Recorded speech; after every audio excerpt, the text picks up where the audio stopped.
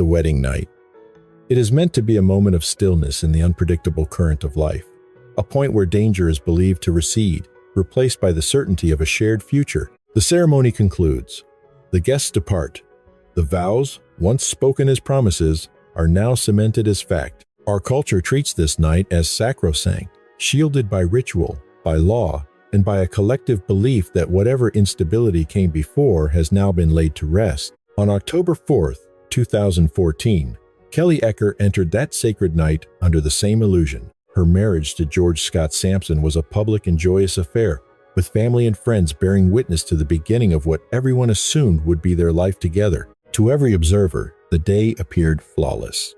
There was no outward sign that the hours to come would dissolve into violence, yet a deep tension had already fractured the celebration before it was over. According to official reports and witness statements, Sampson had erupted into a visible rage during the reception when his credit card was declined as he tried to settle the bill. What might have seemed like a momentary flash of anger to the guests did not dissipate with the final song or the last toast. That rage followed the newlyweds home. Late that evening, Kelly and Sampson arrived back at their residence in Indiana, long after the guests had gone. The house fell into a quiet state. That intimate part of the night meant only for the couple and their closest family. Sampson's parents were also staying with them, and so was Kelly's 10-year-old son from a previous relationship. Sometime after 1:20 a.m. on October 5th, Kelly made her first call to emergency services. Her voice was laced with panic.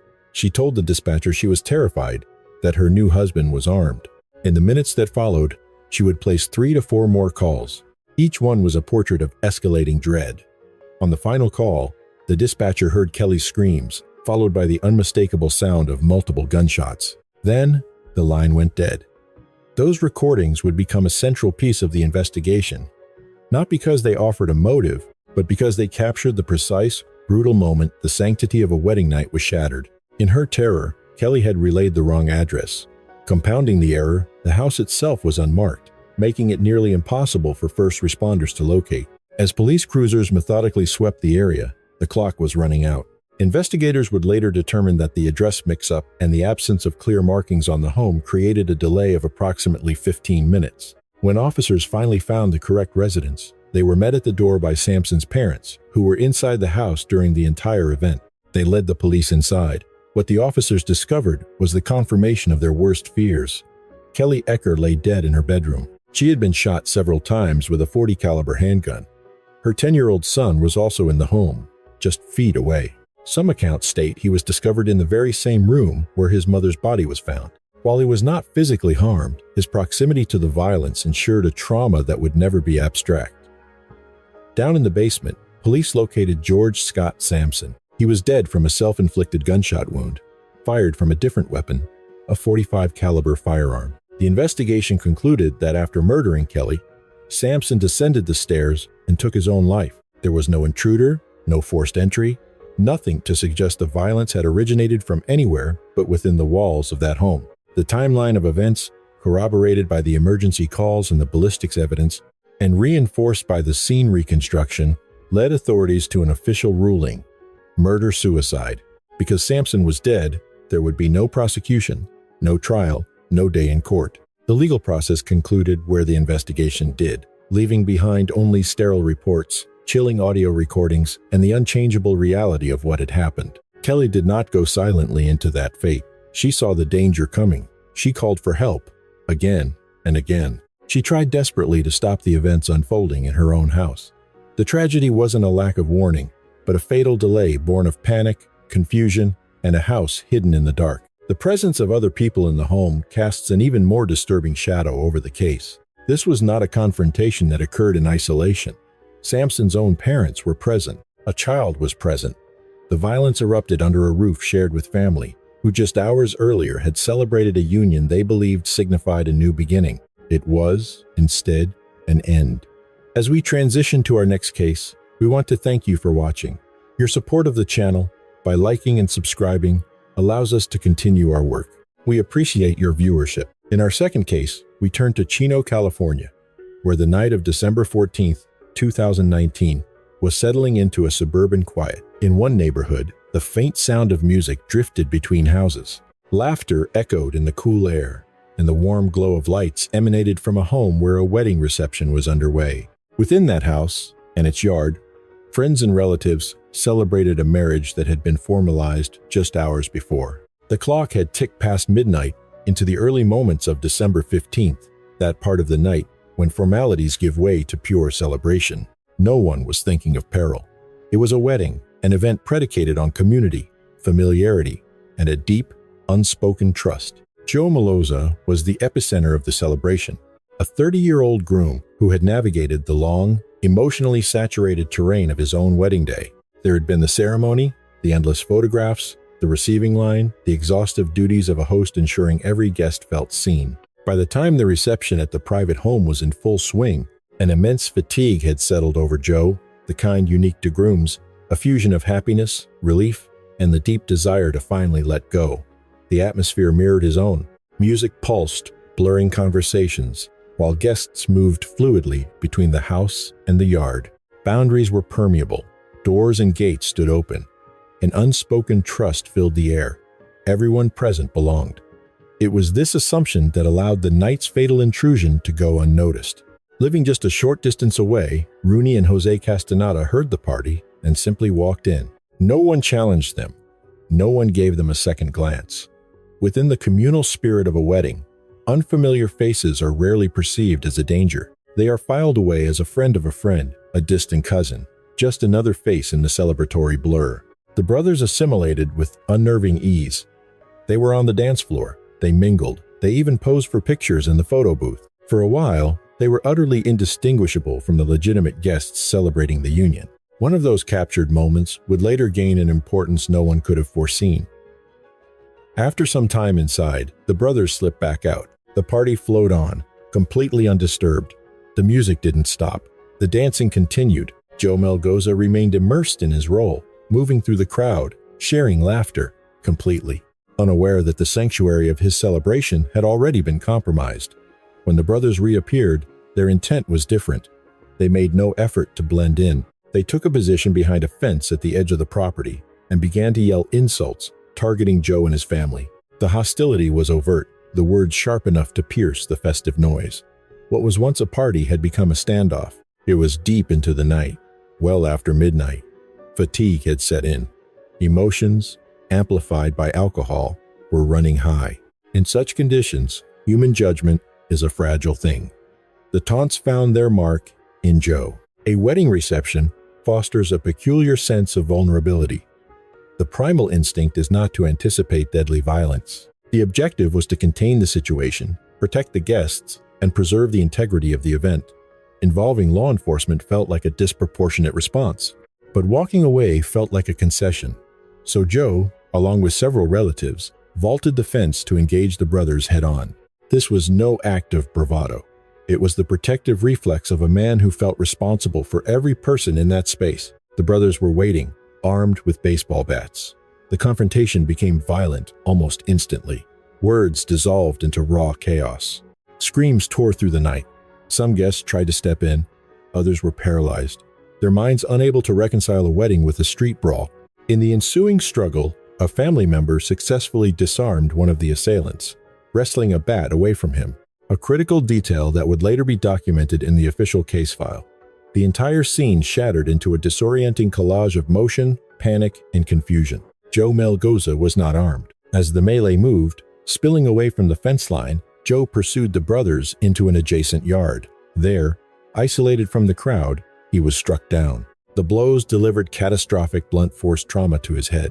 When police responded at approximately 2:20 a.m., they found Joe clinging to life. He was pronounced dead within minutes. A night that began with vows of love concluded as the scene of a homicide. But Joe was not the only casualty. Amid the violence, the bride's brother, Juan Bamonte, sustained serious injuries of his own. The singular, irreversible act of aggression sent a shockwave of trauma through the entire family. Witnesses would later recount seeing the brothers escape, climbing back over the fence with a single baseball bat. That weapon was never found. As officers secured the area, the dissonance was profound. Festive decorations still hung in the air. The music had been abruptly silenced. Guests lingered in shock, their faces streaked with tears or frozen in disbelief. The bride was still wearing her wedding gown. The private residence, selected for its intimacy, had been converted into a crime scene. A swift effort to piece together the sequence of events began. The accounts from witnesses were consistent. A clear timeline emerged. And then, a piece of evidence surfaced that demolished the brothers' story. In the pocket of the arrested Jose Castaneda, police discovered a photo booth strip from the reception. Despite his vehement denial of ever having been inside the party, the photograph was irrefutable proof. A small token intended to capture a moment of joy had become a crucial piece of forensic evidence. The case navigated the justice system at the deliberate pace so common to violent crimes. Years elapsed between the attack and its final judgment. For Joe Meloza's family, the passage of time offered no relief. It only served to prolong their agony. In February of 2023, a jury found Rooney and Jose Castaneda guilty of second-degree murder, alongside assault charges for the harm inflicted upon Juan Bamonte. In April of 2023, both brothers received sentences of 15 years to life for the murder, with additional time appended for the assault convictions. The verdict was a formal confirmation of what the evidence had suggested from the very beginning. The brothers had trespassed, returned with weapons, and initiated the fatal confrontation. They killed an unarmed groom. In a separate case, for almost 13 years, a different investigation had remained dormant. Then, on January 30th, 2025, Arnoldo Jimenez was apprehended in Monterrey. His arrest triggered his official removal from the FBI's 10 most wanted fugitives list. He remains in the custody of Mexican authorities, specifically the Fiscalía General de la República, while extradition proceedings move forward. At the time of his capture, legal analysts projected that extradition to the United States typically spans 9 to 12 months. This is particularly true when a suspect, as Jimenez has done, contests the transfer. Once he is returned to Illinois, he is slated to face a state charge of first-degree murder in Cook County, alongside a federal charge of unlawful flight to avoid prosecution. The arrest closed a long and uncertain chapter, but it was far from the beginning of the story. That story begins more than a decade earlier, with Estrella Carrera, a 26-year-old mother living in the orbit of Chicago. On May 11, 2012, Estrella married Jimenez in a civil ceremony at Chicago City Hall. The service was perfunctory, formal, and intensely private. There had been no lengthy engagement, no large public ceremony. Some of Estrella's closest family members were not even aware she had married that day. By the time the service concluded, the marriage was a legal fact, documented, binding, and absolute. Later that evening, the newlyweds joined friends for what was meant to be a wedding celebration. The gathering had the appearance of being ordinary, even calm. Estrella chose a silver sequin cocktail dress, foregoing a traditional wedding gown. It was a garment appropriate for a nighttime reception. Photographs taken during the celebration show her smiling, appearing relaxed, surrounded by people who believed they were witnessing the start of a new life. There were no overt conflicts, no visible disruptions, nothing to signal that the night would end in catastrophic violence. But the events were governed by a pressure that isn't measured by a clock. Psychological time moves at a different pace. As the night wore on, each ceremonial step that was completed further closed the window for reconsideration. The vows had been made. The celebration had occurred. The marriage was now a public fact. In psychological terms, any exits that might have seemed possible earlier were now sealed. Delay, separation, a change of heart, these options no longer appeared to exist. The future was no longer an abstraction. It had arrived, suddenly and completely. In the pre-dawn hours of May 12, 2012, Estrella and Jimenez left the celebration together. They entered Jimenez's black 2006 Maserati and started the drive toward Estrella's condominium in Burbank, a placid suburb southwest of Chicago. Investigators would later determine that the attack happened inside that vehicle. Estrella was stabbed 18 times. The enclosed space of the car's interior guaranteed there would be no witnesses and no possibility of outside intervention. No emergency calls were made. No public disturbance was ever reported along their route. After the assault, Estrella was taken into her residence. When police later made entry into the condominium, they located her body in the bathtub. She was still wearing the silver sequin dress from the wedding party. There were no indications of a forced entry, no shattered doors, no damaged locks. The scene pointed to an internal, not an external, event. The person who brought her into that apartment had not broken in. He had arrived with her. The crime was not discovered immediately. The next day, Estrella was expected to pick up her children. She was the mother of a 9-year-old daughter from a previous relationship and a 2-year-old son she had with Jimenez, who was the boy's biological father. When she failed to show up and became unreachable, a quiet concern began to escalate into alarm. Family members tried to contact her repeatedly. When those attempts yielded nothing, the police were called to perform a welfare check. On May 13, 2012, officers breached the door of Estrella's Burbank condominium. Inside, their search ended with the discovery of her body in the bathtub. An inquiry into her well-being had instantly become a homicide investigation. The sequence of events was chillingly stark. A wedding party on Friday night, a wall of silence on Saturday, and the discovery of a body on Sunday. From the very beginning, investigators centered on Jimenez. He was the last person confirmed to have been with Estrella. Following their wedding night, he never contacted the police, emergency services, or any family members. He did not return to the scene of the crime. He simply disappeared. His absence evolved into one of the most damning elements of the case. On May 15, 2012, Jimenez was formally charged by Cook County with first-degree murder, but by that time, he had already vanished. A manhunt was underway as officials simultaneously worked to pinpoint the location of the vehicle used in the assault. In September of 2012, investigators located the black Maserati, concealed inside a Chicago garage that belonged to Jimenez's own brother. Forensic examination of the car's interior produced blood evidence, confirming that Estrella had been attacked inside the vehicle and cementing the investigators' reconstruction of her final moments. But while the car had been found, Jimenez himself had vanished. The case morphed from an active homicide investigation into a long, frustrating hunt for a fugitive. For Estrella's family, the years stretched on, marked by the crushing absence of a trial, of testimony, and of any form of accountability. A wedding meant to signify a beginning had instead become the chilling timestamp of a loss that would never see the inside of a courtroom. The anatomy of such crimes is a complex study of human nature. If you find these investigative narratives compelling, we invite you to subscribe to our channel. We have many more in-depth cases to present. We appreciate your viewership. Our fourth case file concerns Tyrek Burton, who was 37 years old at the time of his murder. His death came approximately 7 hours after he married his long-term partner, Kiara Holloway, who would be known as Kiara Burton for only a few tragic hours. For the couple, the wedding was a landmark event, a destination they had taken years to reach. Accounts suggest they had been a couple for over a decade, with some reports citing 13 years and others as many as 16.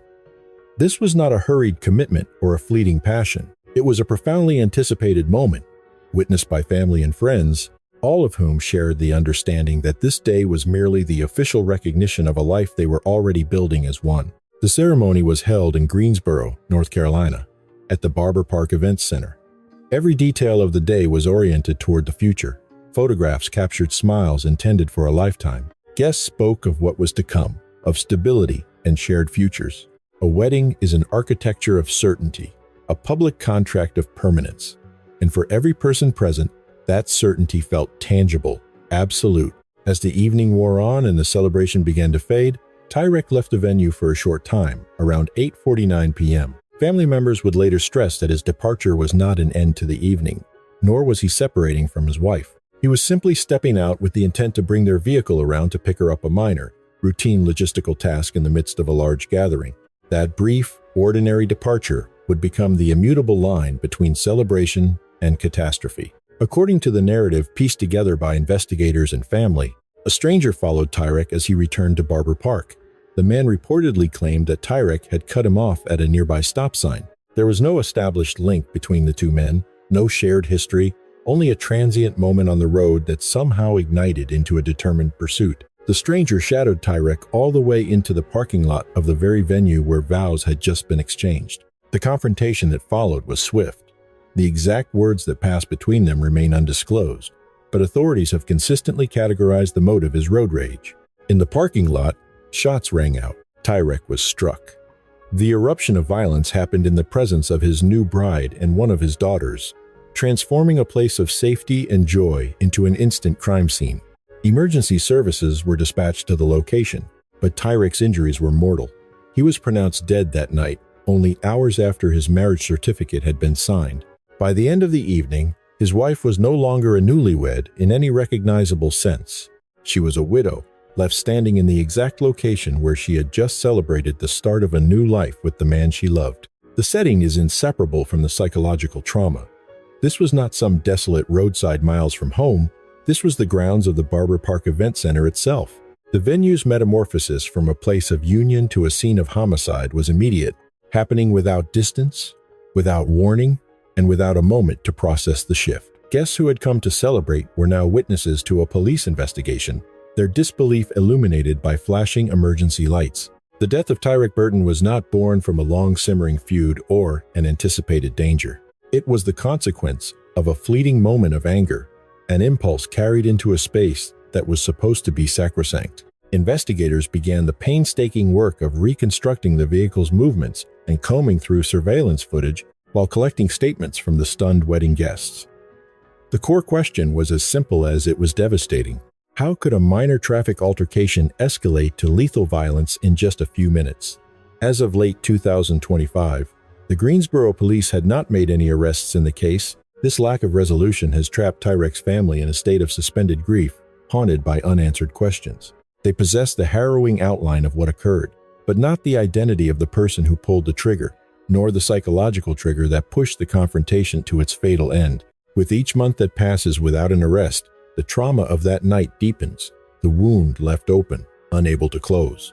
Our fifth case begins in England on October 27, 2021, what was meant to be a wedding day.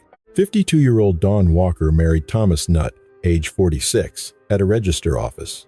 To any outside observer, the day seemed entirely unremarkable. There were no overt arguments, no visible signs of distress, nothing to suggest that the hours to come would culminate in brutal violence. Photographs were taken, formalities were observed, and the couple officially departed as husband and wife. Before that same night was over, Dawn Walker would be dead. With the ceremony behind them, the newlyweds retreated to their home in Lightcliffe, a town near Halifax in West Yorkshire. What transpired behind those closed doors, away from the eyes of guests and family, would remain a secret. But forensic analysis and the prosecution's case would later construct a grim timeline, establishing that Dawn was murdered within hours of coming home. The coroner determined the cause of death was strangulation, the result of sustained pressure applied directly to her neck. This was no accident, no sudden medical event. The evidence pointed to a deliberate act of force, maintained long enough to extinguish her life, and the timing of this violence is the dark heart of the case. There would be no honeymoon, no shared first morning as husband and wife. The journey from sacred vows to lethal violence was completed that very night. Dawn would never again leave the house alive. In the privacy of their home, the ideals of marriage, trust, safety, a shared future were shattered almost as soon as they began. What came next was not a cry for help, not a desperate confession. Instead, the prosecution detailed a chilling effort to conceal the crime.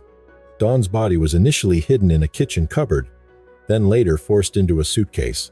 That suitcase was then carried outside and dumped in a thicket of bushes near the property acts that demanded both time and composure. These were not the actions of panic, but of concealment, made in the cold aftermath of murder.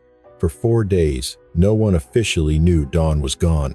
In that window of time, Thomas Nutt traveled alone to a caravan park in Skegness, a trip he passed off as their honeymoon. All the while, Dawn's body remained hidden, and though her family was unable to reach her, the alarm had not yet been sounded. This gap, the stretch of silence between the act of murder and the official report, would become a critical element of the investigation. On October 31st, 2021, 4 full days after the wedding night, Nutt finally reported his new wife missing. It was a move prosecutors would later label a horrifying charade, a performance built on his false claim that she had vanished while they were out. Almost from the start, detectives found glaring inconsistencies between his story and the emerging evidence. One of the most damning pieces of that evidence was captured by a nearby surveillance camera. The footage recorded Nutt hauling the suitcase from the house at the exact moment a police officer was walking up to take his missing person statement. That single image exposed the fundamental contradiction of his deception. Here was a man portraying himself as a worried husband, while simultaneously disposing of the evidence of his wife's murder. The police search quickly narrowed to the area around the home. Dawn Walker's body was discovered inside the suitcase, concealed in the nearby undergrowth, confirming she had been killed in her own home and her body deliberately hidden. Every piece of evidence indicated he had acted alone. All the physical traces pointed directly back to the one person who was last seen with her. And as the case prepared for trial, a darker history began to surface. While the murder itself was an act of finality on their wedding night, the relationship had long been steeped in violence. Testimony from neighbors and relatives painted a disturbing picture of prolonged domestic abuse and a pattern of controlling behavior by Nutt. There had been prior violent episodes. The marriage, it turned out, had taken place against a backdrop of fear, a reality that was almost entirely invisible to the outside world. And this context is vital. The murder was not an aberration. It was the ultimate expression of a violent pattern that had been escalating in private for years.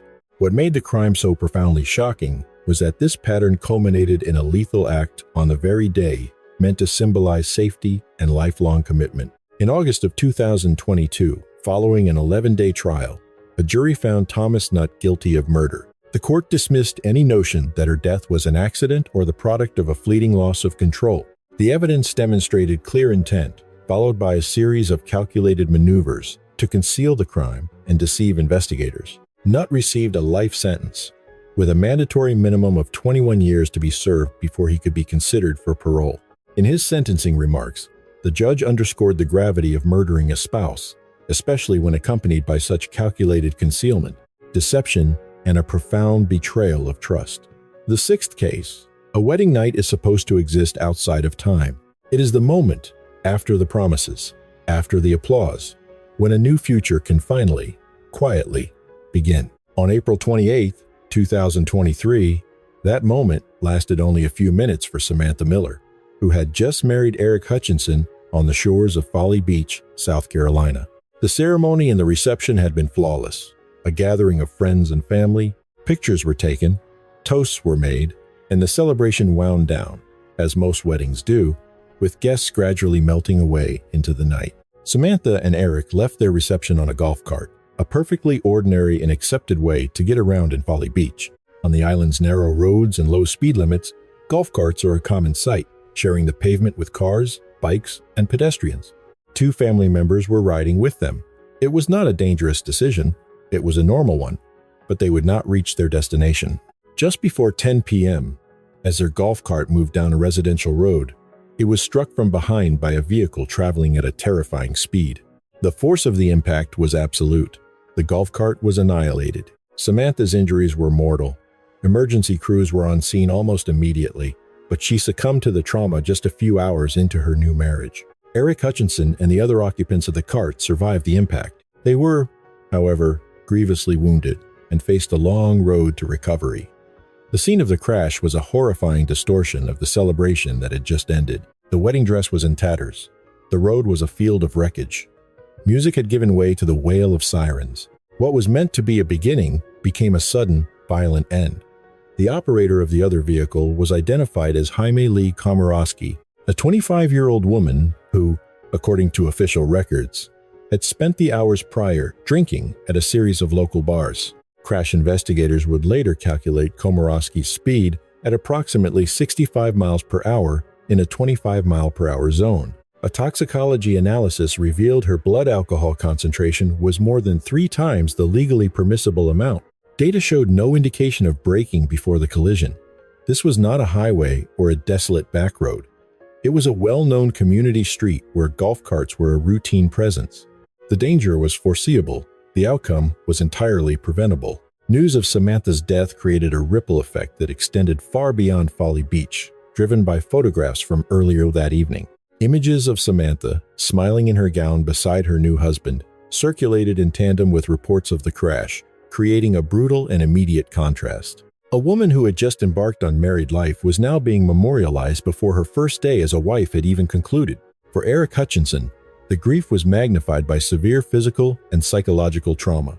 He survived, but he awoke in a hospital to find his wife gone. In later interviews, he would describe the profound disorientation of learning that the person whose life he had just joined with his own had been taken from him. The physical injuries he suffered were catastrophic, but they were survivable.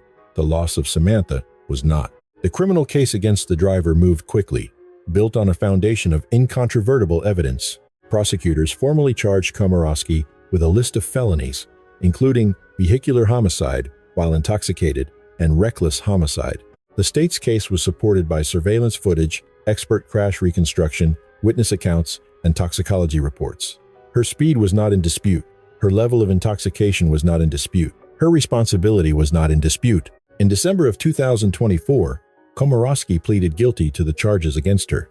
The plea concluded the criminal trial phase, sparing Samantha's family the additional trauma of a protracted legal fight. A judge sentenced her to 25 years in prison, a term that reflected both the extreme nature of her recklessness and the irreversible harm she had caused. While the criminal verdict assigned legal guilt, it offered no remedy for the loss. That process fell to the civil courts. Samantha's estate and Eric Hutchinson filed wrongful death lawsuits against every party considered legally accountable. These legal actions involved a complex web of insurance policies and demanded months of intense negotiation. In 2025, the civil suits were finally resolved through a number of independent settlements. Based on court documents and verified reporting, the gross settlement amount paid by all liable parties was roughly $1.3 million. That top-line number, however, bears little resemblance to the funds that ultimately made their way to Samantha's husband. After accounting for legal fees, substantial litigation expenses, and other required payments were subtracted, Eric Hutchinson's net share from the final insurance payout was approximately $14,000. In the seventh case file examined by investigators, a groom named Steen Doljic harbored a toxic belief that his new bride had been behaving improperly with a male guest during their own wedding party. Alcohol acted as an accelerant, transforming his suspicion into a cold rage. An internal fixation had morphed into what he considered a justification. That singular motive, a volatile mixture of possessive jealousy and acute intoxication, would dictate the tragic events to come, and explains why the violence erupted publicly while the party was still in progress, instead of unfolding hours later behind closed doors. The bride was Oksana Paluda. Her wedding day was not yet over. The guests had not yet left. Music was still playing. Alcohol flowed freely. The atmosphere was still thick with the weight of tradition and the promise of a shared future. Doljic's anger, however, had begun to surface in plain sight. Attendees would later recount how his demeanor darkened as the night wore on, a descent that culminated in a violent outburst that no one at a wedding could ever anticipate. Oksana's relationship with Doljic had been defined by an undercurrent of danger long before she ever walked down the aisle. He was an ex-convict with a violent history that included convictions for both murder and armed robbery. Reports indicate the pair first connected while he was serving time, starting as pen pals before a romance developed. In spite of his past, their relationship deepened and eventually led to a proposal of marriage. By the time the wedding day arrived, any lingering apprehension about his violent history had been subsumed by a new narrative, one of a man reformed and ready for commitment. The ritual of the ceremony was a powerful deception, creating an assumption that all danger was confined to the past. The violence did not wait for the wedding celebration to conclude, it erupted in its midst. According to investigative reports, Doljic initiated the attack on Oksana outdoors, in the yard or street adjacent to the gathering. Witnesses observed him begin a sustained and escalating battery of punches and kicks. This was no fleeting argument. The gravity of the situation was immediately apparent to the guests, but that recognition offered no path to control. There were attempts by some guests to intervene. Official accounts confirmed these efforts were met with violent opposition. Doljic was an intimidating physical presence who refused to be stopped. Those who tried to step in were shoved aside, threatened, or physically forced to retreat. His reputation, combined with the escalating brutality of the attack, made further physical intervention a dangerous proposition. The atmosphere curdled from confusion into raw fear as a chilling realization took hold. Any attempt to stop him might only create more victims. As the assault wore on, Oksana was violently pulled into the house. This change in location brought neither safety nor a pause in the attack. The violence persisted inside, only to spill back outside once more. The assault was a fluid, mobile event, unfolding across every space connected to the wedding itself. The yard, the house, the street. This brutal choreography obliterated any notion of a private dispute shielded from public view. The wedding guests were forced to watch, in real time, as a celebration devolved into a prolonged and public execution. Once it became terrifyingly clear that physical intervention was futile and dangerous, bystanders turned to their last resort. Calls were made to the Russian National Guard. It was a decision born of fear, not apathy. There was a palpable sense of danger, yet those who felt it were powerless to contain a man who had already spiraled beyond reason. By the time the chilling realization dawned that Oksana was gone, the assault had already delivered its mortal blow, but the desecration was not yet complete. Rather than summon medical help or await the authorities, Doljic took Oksana's body and disposed of it in a nearby ravine. This single act, investigators would later stress, was proof of both his intent and his lucidity. It demonstrated that the attack had moved beyond impulsive rage and into the realm of calculated action, a conscious effort to discard the evidence of his crime. The subsequent discovery of Oksana's body triggered a full-scale criminal investigation. The Russian Investigative Committee meticulously documented the chain of events, the role of alcohol, the motive of jealousy, the public nature of the assault, the thwarted attempts by guests to stop it, and finally, the disposal of the body. The testimony of eyewitnesses would prove indispensable. This was not a clandestine act pieced together later through forensic science. It was a crime committed in plain sight, unfolding while people around it fought to process what they were seeing. That fight is a window into a phenomenon known as delayed recognition. A wedding is an event freighted with immense symbolic weight. It broadcasts legitimacy, safety, and social sanction. When that symbol is violently fractured, the initial human response is almost always disbelief. Guests reflexively grasp for explanations that conform to the setting: drunkenness, a heated argument, the stress of the day, a temporary loss of temper. These rationalizations serve to postpone the recognition of a terrifying truth that a homicide is taking place, even as the evidence unfolds before their eyes. In this instance, delayed recognition was compounded by palpable fear. Some guests who took action were physically overpowered. Others held back, weighing the very real risk of confronting an intoxicated and violent individual. The setting itself became an obstacle to clarity. A wedding is not a context where one anticipates lethal violence, and that powerful expectation delayed the moment when the event was fully comprehended for what it was. The legal outcome, however, was unambiguous. Doljic was arrested, charged, and prosecuted for murder. In 2022, a Russian court found him guilty. His sentence was 18 years in a strict regime penal colony. The judgment accounted for the heinous nature of the crime, its public setting, and his history of prior convictions, as well as the deliberate measures he took after Oksana was dead. The court dismissed any claim that the killing was either accidental or in any way excusable. While the verdict brought the judicial process to a close, it failed to quiet the case's more profound and disturbing implications. Oksana Paluda was murdered not in secret, but in a space defined by celebration, tradition, and communal expectation. The very symbol designed to signify safety had become the environment that obscured a murder and paralyzed those who witnessed it.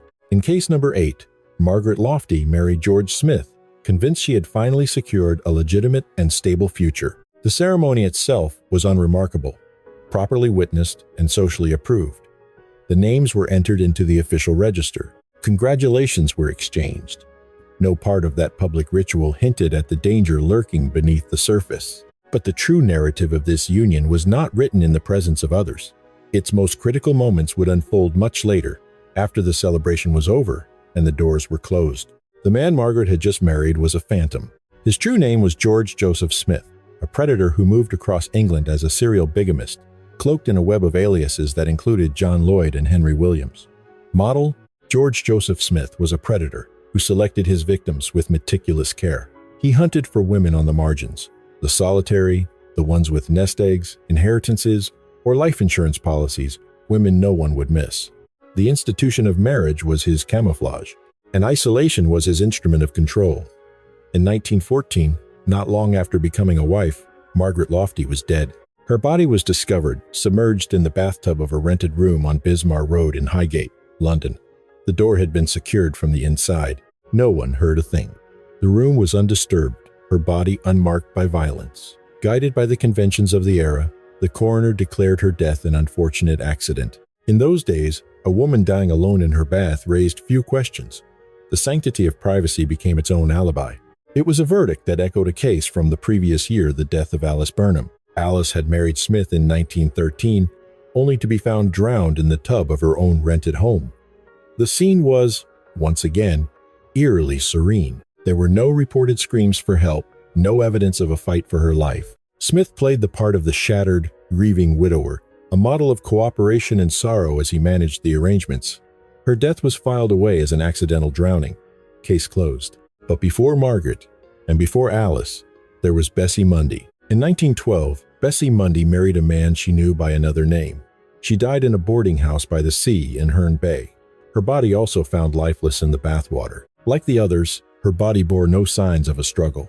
And like the others, she had recently put her financial affairs in order, making her new husband the beneficiary. Her death, too, was classified as a misadventure.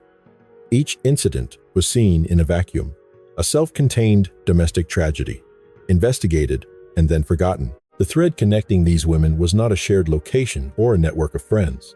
It was a horrifying repetition, concealed behind the veil of privacy. Each woman met her end in solitude. Each death happened behind a locked door, and each investigation leaned on social conventions and surface appearances, not forensic scrutiny. A bathroom was a sanctuary. Wives were considered safe in their homes. Husbands were figures of trust. The very lack of witnesses didn't raise alarm bells. Instead, it served as confirmation that nothing sinister had taken place.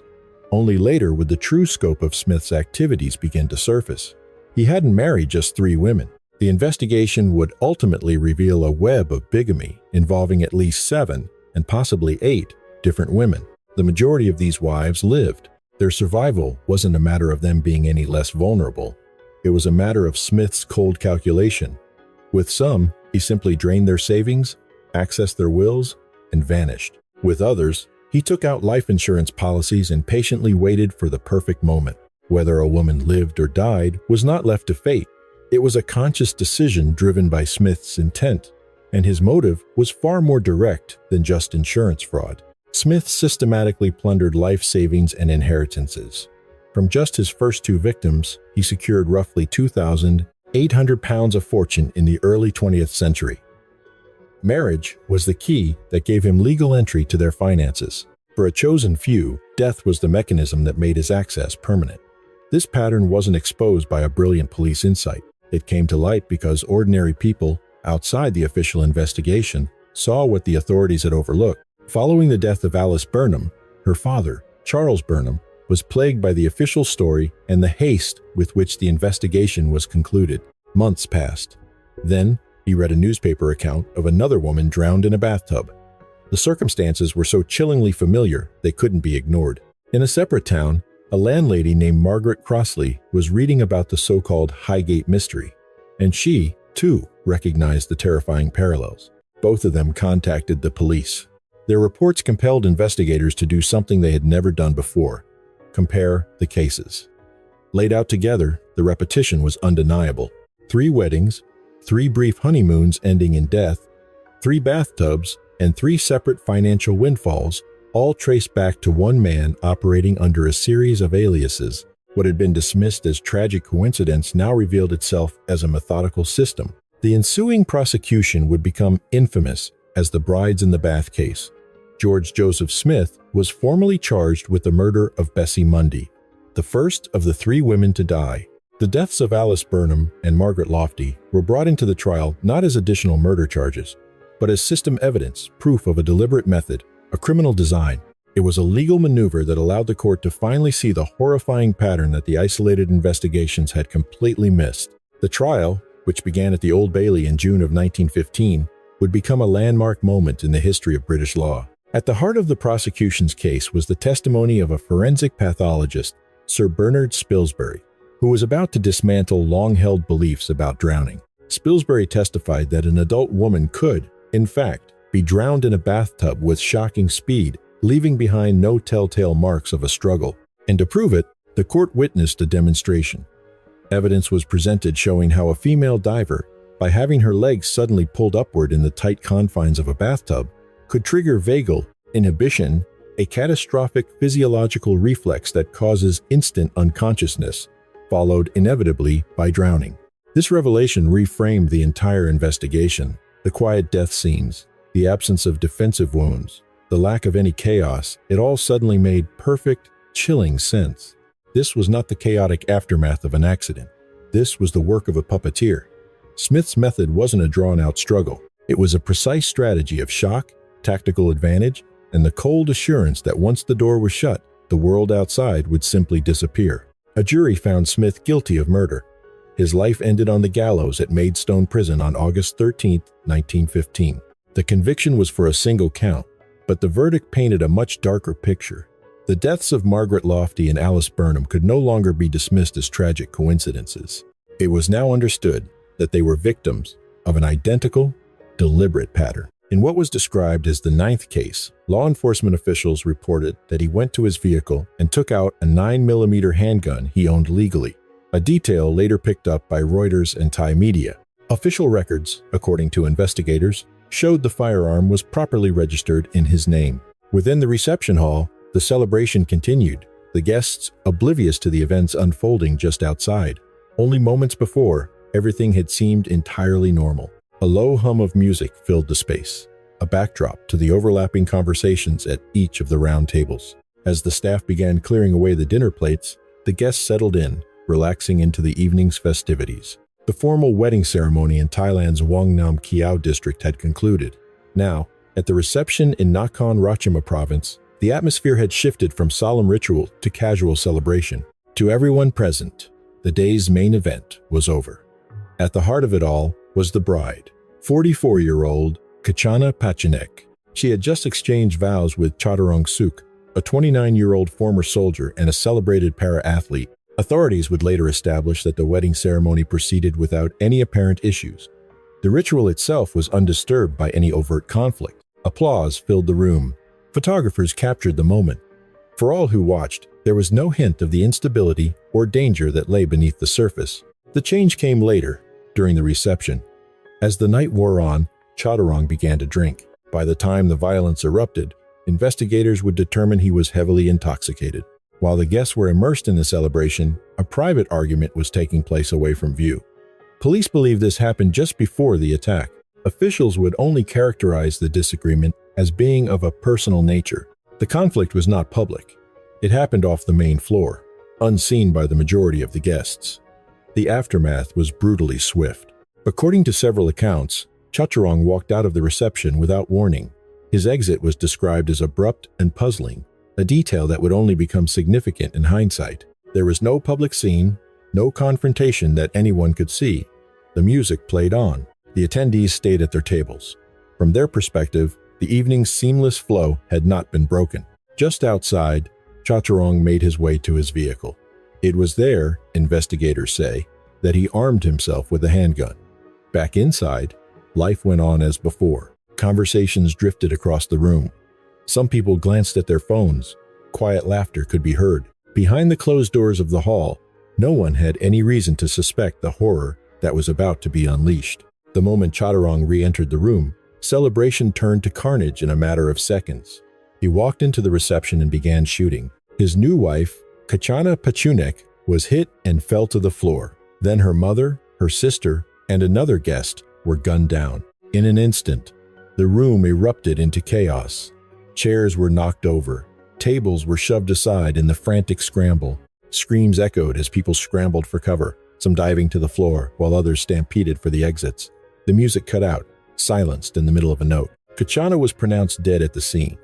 Her mother and sister succumbed to their injuries. A fourth person, a wedding guest, would also die from the attack. Seconds later, Chaturong used the weapon on himself. He took his own life on sight, before any first responders had a chance to intervene. When law enforcement arrived, the reception hall was no longer a place of celebration, but a secured crime scene. Officers with the Royal Thai Police began the methodical work of piecing together the timeline, interviewing the traumatized survivors through the night. The sequence of events was chillingly clear to investigators.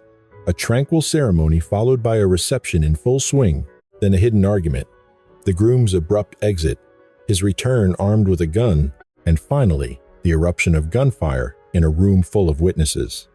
Officials were adamant in their briefings that the wedding ritual itself had been completely devoid of any open conflict. In the days that followed, the investigation deepened. Authorities began to release details that offered a glimpse into Chaturong's mindset leading up to the day. Both officials and guests revealed to the media that he had voiced profound insecurities about the 15-year age difference between him and his bride. There was also talk of his sensitivity regarding a physical disability, which persisted despite his status as an accomplished para-athlete. These issues had been mentioned prior to the wedding, investigators noted, but no one close to him had interpreted them as red flags for the violence to come. Law enforcement was cautious, however, not to present these elements as a conclusive motive. Instead, they pointed to a fatal convergence of factors: severe intoxication, acute emotional distress, and a private conflict that occurred just before the massacre. Police were clear on one point. There was nothing to suggest that Kachana or her family had any premonition of danger. The story of the wedding day massacre spread like wildfire, first through Thailand and then across the globe.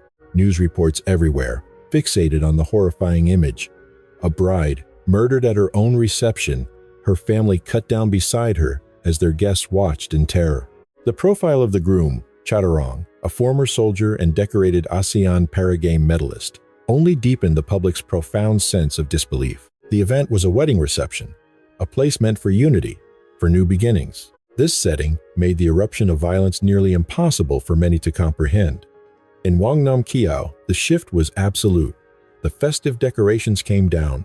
The venue was abruptly silent. Families convened not to offer congratulations, but to mourn the dead. The sacred rituals of marriage were displaced by the grim rites of a funeral. Photographs intended for a wedding album became forensic records of the final moments before everything shattered. When the ceremonies conclude, the grief does not. It extends into an undefined future. Anniversaries lose their meaning. Wedding dates are no longer milestones, but painful reminders of what was lost. Families must learn to convene again, to navigate a room where familiar voices are now absent. The community offers its support in the immediate aftermath, but life, for them, eventually returns to its normal rhythm. For the families, it does not. They must rebuild their identities from the fragments left behind, learning how to exist in the shadow of a permanent absence. The 10th case. Family members later informed reporters that the couple had seemed entirely content throughout the day. This observation was echoed by the guests. There was no record of any argument during the ceremony. There was no public dispute at the reception before the shooting began. Subsequent media coverage would allude to claims of extreme jealousy inside the relationship, yet these accounts were never part of any formal findings released by the police. Authorities presented no evidence of a specific, identifiable trigger at the reception itself. In December of 2010, Rogerio Damascena and Renata Alexandre Costa Coelho brought together nearly 200 friends and family for their wedding reception at a yacht club in Recife. The venue, overlooking the water, had been selected specifically for the celebration. Music was playing, the tables were filled with guests, and the atmosphere had settled into that relaxed state common to large receptions after the formal proceedings have yielded to conversation and dancing. For everyone present, it was a familiar cadence, a ritual that implies safety through its very tradition. As the night wore on, nothing on the surface seemed to disrupt that perceived order. There was no disturbance that caught the attention of the staff or other guests, no raised voices that might have signaled a problem. People would later recall seeing the couple moving through the space, speaking with guests, and posing for photographs, engaging in all the expected customs of a wedding celebration. The scene, by every available account, was entirely and deceptively normal. At some point in the evening, Rogerio Damascena took the microphone. In a room where toasts and announcements are routine, the action itself drew no suspicion. He informed the guests that he had a surprise. The word held no sense of alarm. It acted as a social cue, drawing attention to the front of the room and silencing idle chatter. Guests waited, some of them smiling. No one had a reason to leave. Damascena then walked away from the main reception area. Parked nearby, just outside the yacht club, was his father's pickup truck. Stored inside that vehicle was a .38 caliber revolver. Police would later confirm the weapon was planted there before the event ever started. This fact would prove to be a crucial element in the investigation. The gun wasn't acquired in a moment of passion inside the reception hall. It was positioned beforehand, concealed from view, retrievable only by a deliberate act of leaving the party to go and get it. When Damascena came back, the reality of the situation shifted, instantly and forever. In front of his wedding guests, he opened fire. Renata Alexandre Costa Co, 25 years old, was hit. Marcelo Guimarice, the best man, was also shot. They both died there at the scene. A third individual, Renata's brother, was wounded in the gunfire, but survived after receiving medical attention. The reception hall descended into panic. Guests fled for the exits, took cover behind tables, and scrambled for safety as the celebration devolved into pure chaos. Seconds later, Rogerio Damascena turned the weapon on himself, ending his own life. There was no attempt to escape, no standoff with authorities. The act of violence played out in plain view of roughly 200 witnesses and was over almost as soon as it had begun. By the time first responders were on scene, 2 people were dead, 1 person was injured, and the groom was lifeless on the floor of the venue. A place of celebration had, in a matter of moments, become a secured crime scene. Police began their work immediately, reconstructing the sequence of events. They took statements from the guests, they recovered the revolver, they confirmed the order of the shootings and the identities of the deceased. The context of the crime was indisputable. The killings took place during the wedding reception, not after it had ended, and not at a private home. The announcement of a surprise, the walk to the pickup truck, the retrieval of the weapon, and the return to the hall, it all formed a clear and documented timeline. From this evidence, one conclusion carried undeniable weight. Police investigator Joan Bretto stated that the act was premeditated, citing the critical fact that Damascena had hidden the firearm in a vehicle before the reception even began. The placement of that weapon demanded planning. It required forethought. It was proof that the decision to use deadly force was not made in a fleeting, impulsive moment on the dance floor. But for all that certainty, investigators released no official motive. No suicide note surfaced. The gunman offered no accusation before taking his own life. The official record showed no specific flashpoint, no single moment during the reception that could explain the violence that followed.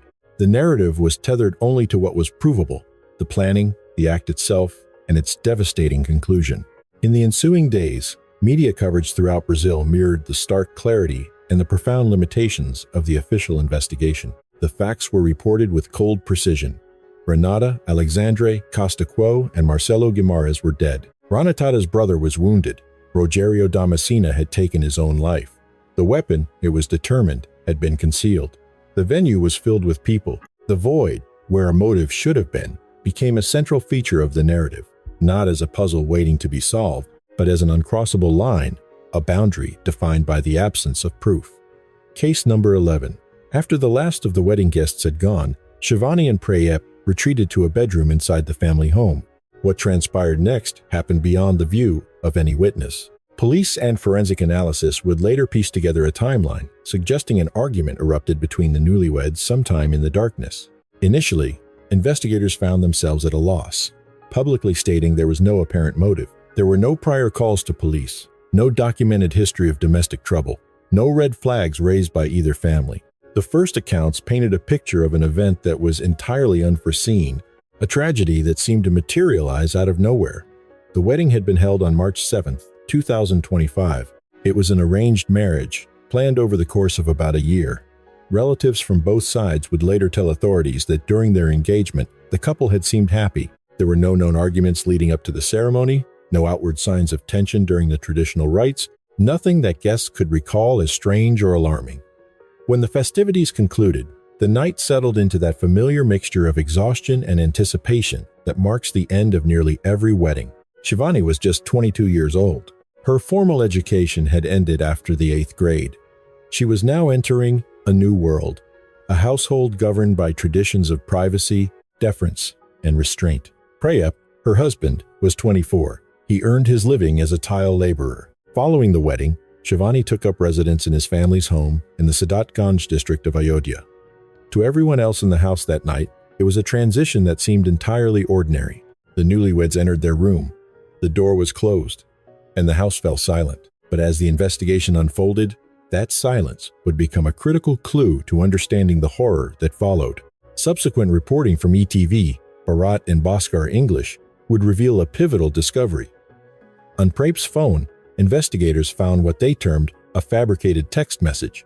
The police theory, as cited in those articles, was that Prape had sent the message to his own phone, but from a different number. Authorities came to believe the text was a fabrication, a tool designed to provoke a confrontation with Shivani over a suspected past romance. That suspicion was reportedly amplified by a simple fact. Shivani had not brought her mobile phone with her to her new home. It was a detail of profound significance. Without her phone, Shivani was cut off, isolated in an unfamiliar environment, unable to directly contact her own family, stripped of a personal device that might have been a lifeline or a means of escape. It was this fabricated message, investigators believe, that became the catalyst, escalating the argument that was already brewing behind their closed door. What happened next was not merely a disagreement. The post-mortem examination would later confirm the cause of death: strangulation. Forensic examiners documented fingernail marks on her neck, physical proof that she had fought back. The existence of these marks proved the violence was neither swift nor passive. Shivani had resisted. The struggle had taken place in a confined room, on a night when silence was an expectation and privacy was an absolute. And yet, despite the ferocity of that struggle, not a single neighbor reported hearing raised voices, screams, or any sound of a disturbance. The absence of any reported sound did not mean there was peace. It was a testament to how contained the violence was and how effectively it was concealed within a space that was, by social contract, untouchable. After taking Shivani's life, Pradip ended his own by hanging. Police believe he did so shortly after the murder, all within the span of that same night. The room was locked from the inside. The discovery would not be made until the next morning, at approximately 7 a.m. on March 9th. Family members noted that the newlyweds had not yet emerged from their room. At first, this delay raised no immediate alarm. It is expected for a new couple to remain secluded. In that context, silence is interpreted not as danger, but as privacy. But as the hours ticked by and their calls went unanswered, a sense of unease began to grow. When relatives finally forced the door open, they were met with a horrific scene. Shivani was dead, and Prayep was hanging inside. That locked door would become a critical piece of the investigation. Investigators found no sign of forced entry, no evidence whatsoever of a third party's involvement. All the physical evidence pointed to one inescapable conclusion: whatever had happened in that room had happened between the two of them and them alone. Official autopsies confirmed the causes of death, corroborating the initial findings of law enforcement. For the families and the investigators, the unsettling core of the case was not a question of who was responsible. It was the chilling vacuum of a backstory, a history scrubbed clean of any documented conflict, any official complaints that might have served as a warning. Testimonies from both sides of the family painted a consistent, almost sterile, picture of a stable and unremarkable courtship. This narrative of a sudden, inexplicable rupture dominated the initial inquiry, until the discovery of a single, fabricated message fundamentally altered the investigation's trajectory. It pointed not to randomness, but to escalation, not to inevitability, but to a confrontation engineered from a place of suspicion and control.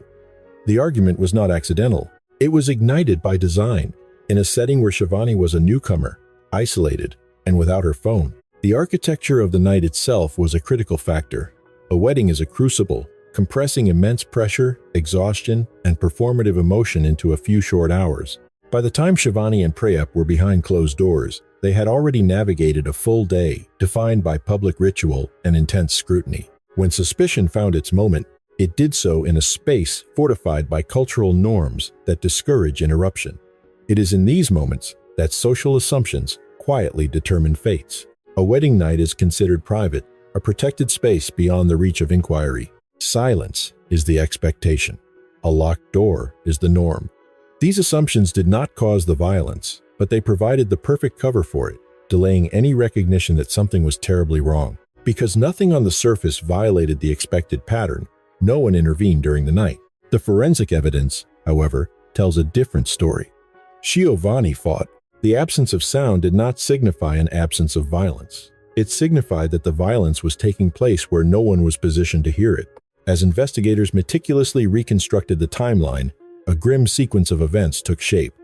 The wedding on March 7th, the return to the groom's house, the critical overnight hours between March 8th and 9th, the fabricated message, the ensuing argument, the physical struggle, the locked room, and finally, the discovery around 7 a.m. Each detail systematically narrowed the window of opportunity and erased any speculation of outside involvement. The nature of Shivani's death is not defined by the final act alone, but by the profound and complete silence that entombed it until morning.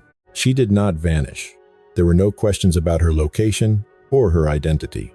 She was precisely where she was supposed to be, behind a closed door, in a space that was meant to represent safety and a new beginning.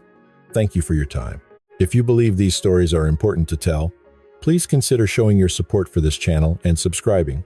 A wedding is the ultimate architecture of hope. We drape ourselves in white lace and exchange gold bands, believing we have finally built a sanctuary where the world's storms cannot reach us. We speak the words "until death do us part" as a distant promise, never imagining that the finish line could be just a few heartbeats away. But these stories whisper a haunting truth. A wedding ring is not a shield, and a vow is not a bulletproof vest. True love should be a refuge. Yet for many, the most sacred night of their lives became a final chapter. Whether shattered by the silent poison of domestic control, the explosive ego of road rage, or the lethal recklessness of a drunk driver, these tragedies remind us that forever is fragile. The lesson etched in these cases is a call to vigilance and empathy. We must honor the victims by refusing to ignore red flags and by teaching the next generation that marriage is a partnership of peace, not a contract of possession. Let us cherish our new beginnings enough to protect them with kindness and courage. Love should be the light that leads us home, not the shadow that hides the danger in the dark.